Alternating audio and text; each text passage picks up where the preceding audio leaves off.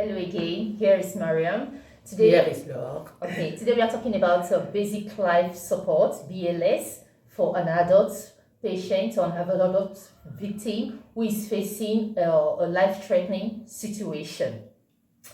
What is basic life support? A basic life support is the first care that is given to a victim who is facing or who is in a life-threatening situation, which can be in a heart attack, choking, or distress, or respiratory distress.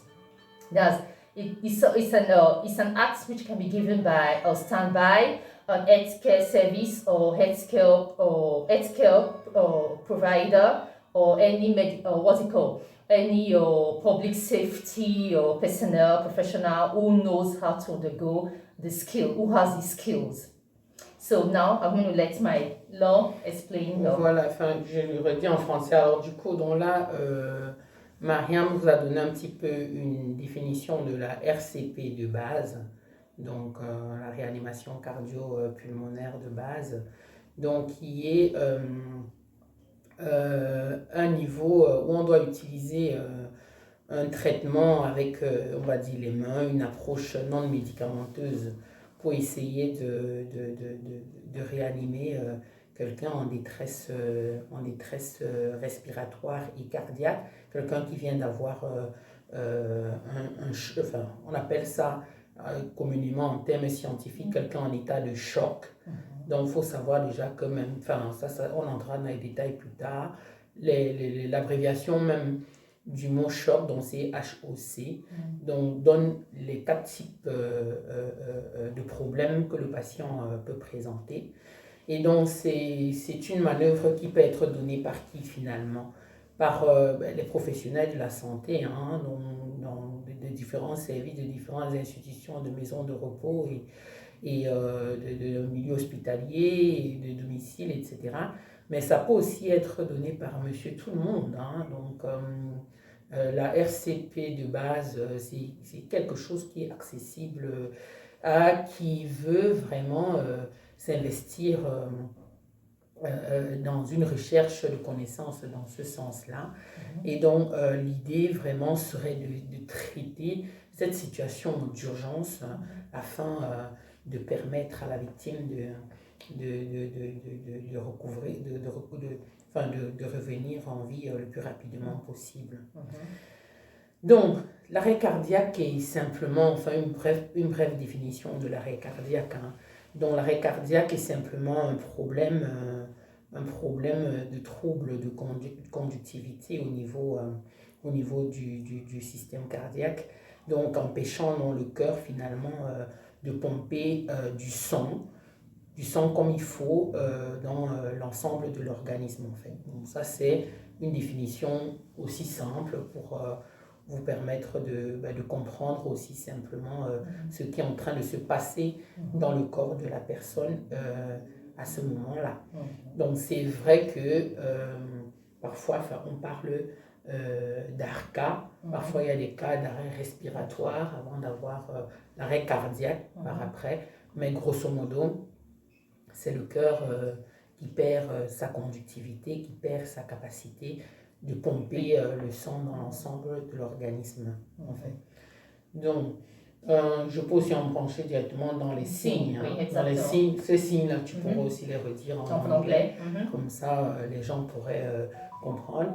Donc, vous avez face à vous peut-être quelqu'un qui se plaint des douleurs dans la poitrine, dont la personne vous dit dont j'ai mal, ou bien ça peut aussi être des douleurs épigastriques. Hein, j'ai mal là, donc, et c'est des douleurs qui irradient. Donc, c'est des douleurs qui vont là dans le cou, des douleurs qui vont principalement dans le bras gauche. La personne vous dit, je sens mon bras gauche là qui pèse. Donc là, posez-vous déjà des questions. Et vous avez aussi la personne qui est à bout de souffle. Donc, vous avez le sentiment que la personne cherche de l'air, quoi, en fait. Et donc, la personne transpire. Vous avez, la personne est perlante, la personne se sent tout d'un coup fatiguée, et vous dites que voilà, enfin, je sens une fatigue vraiment inhabituelle en fait. Et donc, là, la personne peut aussi vous dire, voilà, je sens que mon corps bat très vite, mon corps palpite. Je ne sais pas ce qui est en train de se passer, mais je me sens vraiment pas bien. Il se met à respirer, enfin, en termes médicaux, on dit hyperventiler, à respirer assez rapidement. La personne peut faire directement un malaise. Hein, enfin, devant vous, vous voyez que ça peut aller très très vite, et puis boum, c'est un malaise. Et puis là, quand vous palpez les pouls, il n'y a pas de pouls, il n'y a pas de pouls.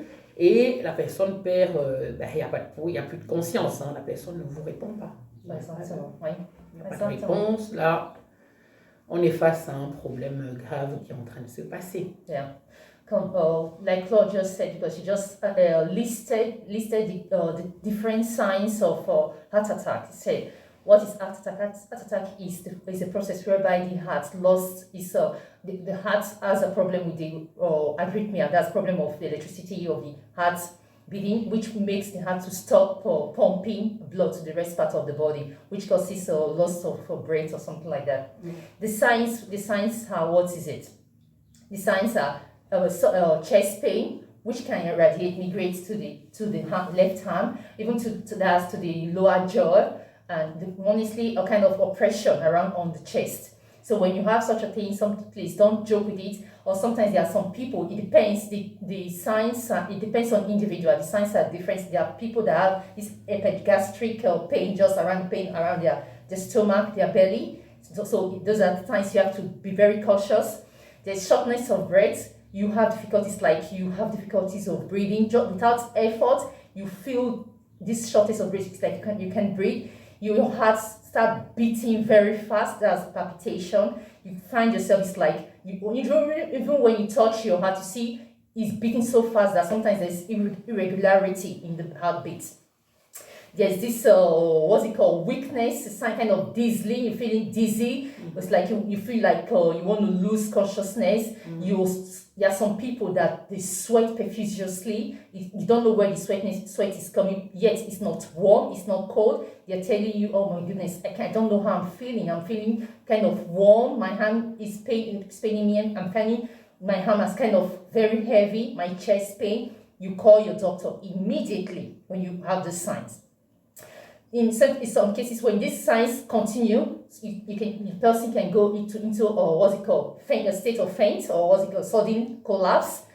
Then you know that it's getting something really, really serious. And afterwards, the person lost a pulse. There's no pulse. When you check the pulse around the jugular or the neck, the hand here, or even the femoral pulse, you don't find it. You know the person that's a life-threatening situation. And finally, loss of consciousness. Then you know the person the person has heart attack. The next thing to do, I think, you just go straight to the maneuver. If you have the skills, if you know what to do, please don't joke with it. Just go and help the person, because the person is in a life-threatening situation. Ok. Donc, il faut savoir qu'en Europe, pour permettre que les phases de réanimation se passent correctement et qu'il n'y ait pas d'étapes perdues et qu'on réussisse à récupérer finalement le patient qui est en train de faire son malaise. Donc c'est classé en chaîne de suivi. Et donc l'idée c'est que en fait chaque maillon de cette chaîne doit jouer son rôle en fait. Donc monsieur tout le monde, les professionnels de la santé, ceux qui découvrent la personne qui est en train de faire le malaise, ils font aussi partie de ce maillon-là. Et donc, c'est vraiment lorsque les maillons sont engrangés de façon assez structurée que les choses marchent correctement. Et là, on est sûr, sûr, c'est peut-être trop dit, on donne plus de chance à la victime, à la personne d'être sauvée.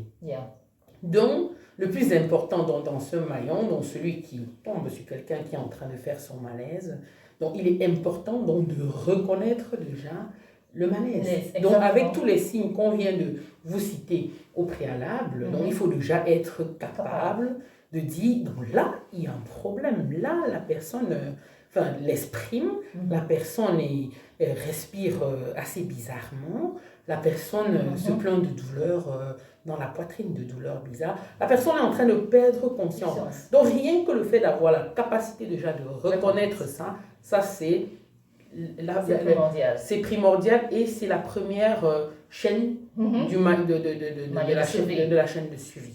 Donc reconnaître tout simplement. Et donc la deuxième chaîne, donc ça on rentrera dans les détails peut-être un peu plus tard, peut-être aujourd'hui ou bien dans d'autres de nos vidéos, c'est de commencer l'RCP, de commencer la RCP. Donc certes pour pouvoir administrer des gestes efficaces, on fera ça peut-être éventuellement ici dans nos vidéos, mais on aura aussi l'occasion d'organiser des séances présentielles. Des séances présentielles où on a des mannequins, on aura d'autres, où des personnes devraient masser devant nous et puis on doit juger de l'efficacité du massage. Donc ça donne déjà une habilité pratique, voilà, et donc qui permet d'avoir des gestes efficaces avec ses mains. D'accord? Donc ça, c'était la deuxième chaîne. Et toujours dans cette chaîne de suivi, des études ont démontré qu'une défibrillation précoce, c'est-à-dire les gens quand ils entendent parler de défibrillateur, il faut savoir que donc c'est le D, je ne sais pas si je mets ça du bon côté. Le DEA, ça c'est un que nous avons pour la formation. Vous avez les DEA dans les gares, dans les supermarchés. Ça, c'est en Europe, oui. Peut-être en Afrique. En Afrique, peut-être ça commence à se mettre en place. Les gouvernements devraient encore travailler dans ce sens-là. Mais s'il n'y a pas de défibrillateur... Donc, DEA dessus signifie quoi, tout simplement? Sont ces défibrillateurs externes automatisés. Vous n'avez rien à faire. C'est un appareil automatique. Donc, vous n'avez qu'à mettre les patchs sur le patient. L'appareil analyse tout et vous dit de dégager, il va choquer, il fait tout. Voilà, donc c'est aussi, dans nos séances pratiques, on parlera aussi de l'usage du DEA, tout bêtement. Donc ça, c'est la troisième phase. Et pendant que vous êtes en train de faire tout ça, l'appel qui avait été mis en place, les secours seront là. Quand les secours sont là, donc c'est la quatrième phase dans le manuel de suivi, donc ce qu'on appelle en général la post-arrêt, donc prise en charge post-arrêt, donc ils font le reste. Et donc là, vous avez en quelque sorte joué un rôle pour le suivi très important pour la suivi du patient. Donc voilà. So what Laura is saying is that when a victim lost consciousness, after presenting these different signs, it's really something, it's a life-threatening situation. You have to be able to render help to this person, because each minute lost, the victim loses a percentage of surviving, or what's it called, chance of survival. Like what a study shows, the first 5 minutes of loss of consciousness, when the person cannot breathe, when the first 5 minutes is gone, it's difficult to give possibility for that person to live. So when you can there's four chain survival line that one has to follow. The first one is being able to recognize that someone is going through a distress or life-threatening situation. The person is in cardiac arrest. When you are able to recognize that situation and be able to render the first CPR, honestly, you've given the person a chance. How would I say? 5% chance, something like that, for survival rate. Secondly, you have to start as soon as possible the CPR. That also is a chance for the person. When you are there, you are witnessing something, be able to recognize and start early. Standard massage is honestly life-saving. And also the third chain of survival is being able to administrate this AED, that's automatic external defibrillator. Normally, when you have it around, that's something here in Europe where most public areas, like train station or supermarket, they have places with signs where they fix it. All you have to do, if you can't go yourself, if there's somebody around, you just tell the person, please can you help me to go and get the external defibrillator because we need it. When you have it, all you do, you just put the patch. There's an indication on the patch how to put it, how to place it. There's one that has to be placed on the right chest and the other one just by the side of the left chest on the flank. When you place it, you switch on the defibrillator. It tells you what you have to do. If the patient needs shock, it analyzes the rhythm of the heart rhythm and tells you what to do next. All you have to do is just place it. And when you can do it, the survival rate of the person increases. And the last one is post-resuscitation care, which before then, doing cardiac, external compression and the defibrillator, the healthcare services, the emergency ward, they're already there to take control, to change the chain or to the skills. So all you have to, if you can be able to give the person the first 5 minutes or CPR or skill, honestly, you're a life-saving person. Honestly, you're going to give the person the life or chance to live. Voilà. Donc en résumé, on va dire que, on va résumer ça en quelques points comme ça, on soit sûr. Vous pouvez avoir peut-être le sentiment qu'on se répète, mais on préfère insister donc pour être sûr que on est en phase et que vous comprenez bien ce qu'on est en train de vous expliquer. Et donc, en résumé, on vous explique que vous faites toute personne, tout individu fait partie du maillon de la chaîne de suivi. Voilà. Donc, vous êtes autant responsable que n'importe qui. Donc, l'arrêt cardiaque ne concerne pas que les professionnels de la santé. C'est pas que pour le milieu hospitalier, c'est pour tout le monde. Voilà. On doit se sentir, toute personne devrait se sentir concernée par un malaise qui se passe devant lui. Et donc, on doit savoir qu'il fait partie de cette chaîne. Donc, en fait, il est donc important donc, de vérifier en premier temps qu'il n'y a pas... lorsque la personne fait son malaise, vous êtes dans un environnement, pas un environnement à risque. Si tel est le cas, il faut amener le patient dans un environnement propice qui aiderait à commencer finalement la RCP. Donc, il faut donc vérifier l'état de conscience. On a parlé déjà de ça au préalable et tout ça. Donc, je m'excuse. Donc, recherchez par exemple tout signe de respiration ou tout signe de battement cardiaque, etc. Si vous n'avez pas tout ça, donc vous appelez les secours et donc vous demandez donc finalement s'il y a un défibrillateur dans les environs. Donc, vous mettez les patchs, vous continuez les massages donc jusqu'à ce que les services de secours arrivent. Exactement. So, what's it called? Laura just explained the different, my English, the different the skills of cardiac, the BLS. That's when you have someone who is unconscious in front of you. What do? First and foremost, before going closer to the person, you have to be sure that the area where the person is and what you're about to take, the place is secured. To avoid you yourself being either electrocuted or be in danger. So because when you are in danger, you cannot render service to the person that needs your help. Secondly, you have to go and look for response. To see if the person is conscious, you have to put your hands around the shoulder, call the person hello to know if the person is going to respond to you. If not, or if the person is not responding, what do? You verify. That's the LLF. You look, you listen, and you feel. That's to see if the person is breathing. Just for 10 seconds, no more than that. After that, you call. If you have a telephone with you, you dial your country's emergency number. If it's Europe, if it's in Africa, you have to know your country's emergency number. You call and later we are going to give you the countries with emergency number. The few countries we know.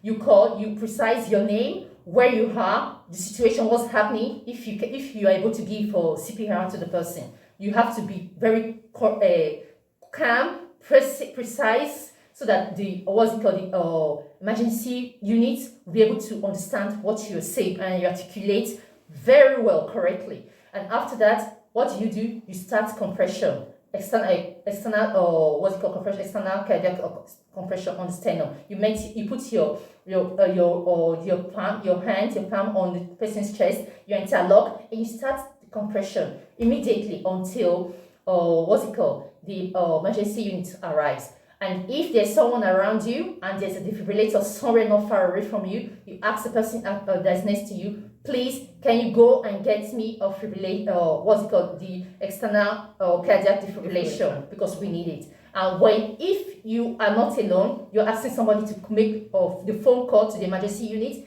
you tell the person, look at what you have to say, and please come back and give me a reply.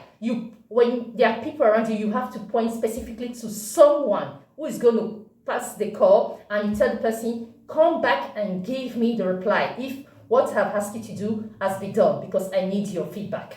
Those are the things that has to be. That's what BLS is all about. Later, we're going to show you, if either in this video or the next video, we're going to show you a demonstration of cardiac massage, so you have to know. So yeah, I'm just quickly going to tell you some of the countries we search to see the emergency number. In Europe, the European community everywhere in Europe is 112. When you call, you're straight. Dans l'Europe, c'est 112 pour toute l'Europe. Yeah, and in the UK is 999. Et directly. Angleterre, c'est 999. In Switzerland is 144.